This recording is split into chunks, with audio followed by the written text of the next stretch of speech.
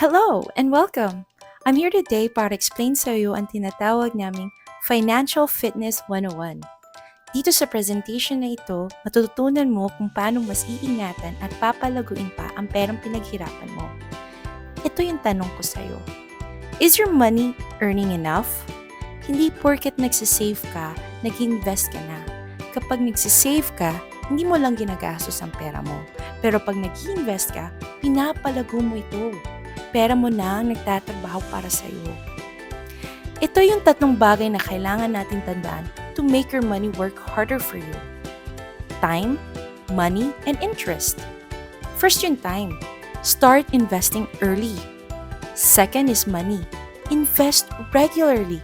Save as much as you can. Third is interest. Dito tayo medyo mag-ingat. Kaya madaming naloloko or nasi-scam kasi mahilig sa double your money in just 1 month or 2 months or 3 months. Sobrang laki ng pinapromise na interest rates. It's too good to be true.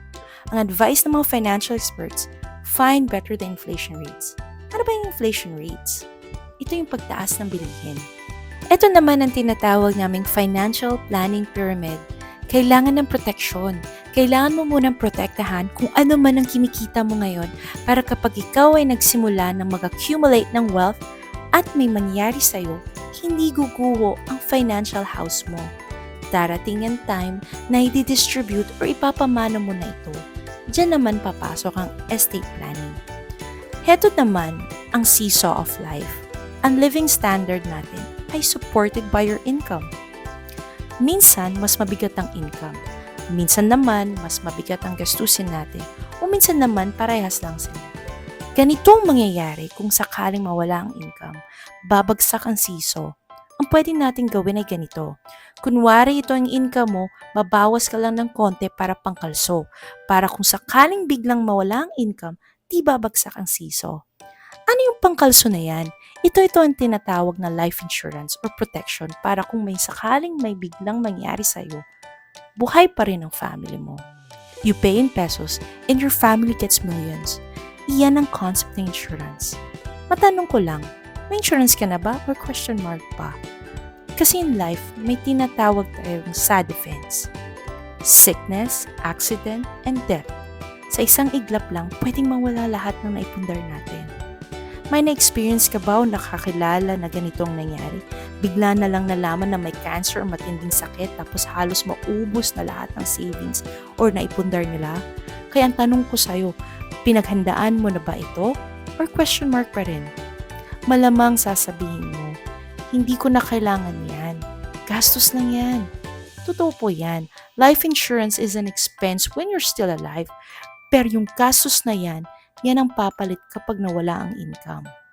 Ang life insurance na yan will now support your family.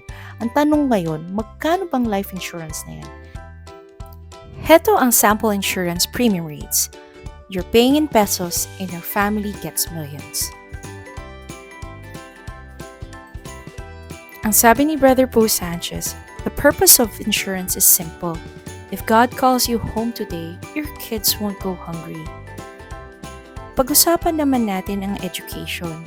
Kung may sarili ka ng family ngayon at may mga anak ka na, siguro naiisip mo na din kung saan school mo pag-aaralin ng anak mo.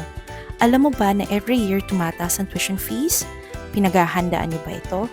Hindi naman basihan ng pagiging successful ang pag-aaral, pero malaking advantage kung nakapag-graduate sila ng college. Kung question mark pa rin ito sa'yo, huwag ka mag-alala. Pwede kita matulungan kung papaanong pagpaplano ang pwede mong gawin dito. What about your retirement? Kung maaga ka nagumpisa, katulad nitong 25 years old pa lang, smooth lang ang paglalakad mo. Paano kung nasa 40s ka na, malamang gagapang ka na niyan? At kung 50s ka na, mag-uumpisa, malamang pabitin-bitin ka na niyan. Pero heto ang pinakamalupit. Pag edad mo ng 65 at wala ka pang nauumpisahan para sa retirement mo, malamang iiyak ka na lang. Sa palagay mo, asang ka dyan? Masarap yung pagdating ng araw, pagpupunta ka sa mga anak mo, malakas ang katok mo sa pinto. Ibig sabihin yan, ikaw man libre. Malamang sasabihin mo, nasa na mga apo ko? Ililibre ko lahat sila. Pero kung mahina ang katok mo, malamang manghihingi ka niyan pambili ng gamot, ng pagkain, at kung ano-ano pang ibang pangangailangan. Ayaw naman natin gawing retirement plan ng mga anak natin, di ba? Gusto natin lahat ay tumatanda tayo ng may dignidad.